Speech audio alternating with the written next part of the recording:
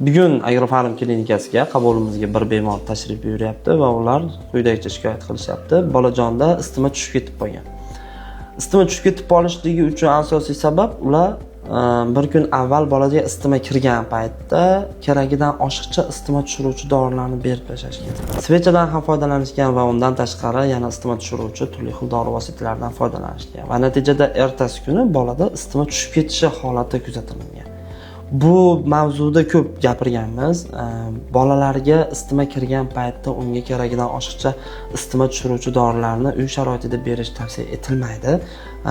Bunday holatlarda bola isitmalayaptimi, uni tushirish uchun birinchi avval uy sharoitida iliq suv bilan rastelaniya qilishligingiz yoki siz uyingizga tez yordam chaqirishingiz yoki bolajonni o'zini shifokor qabuliga olib borishingiz kerak. Va bunday holatlarda gipotermiya bilan bola og'riganda, ya'ni isitma tushib ketgan paytda bolajonni statsionar sharoitga olib keyin davolashimizga to'g'ri keladi. Ya'niki muammoni yana ham kattalashtirib qo'yamiz. Bunday holatlarda shifokorga murojaat qilish tavsiya etiladi. Agrofarm klinikasi pediatr shifokorlari sizlar uchun doim yordam berishga tayyor.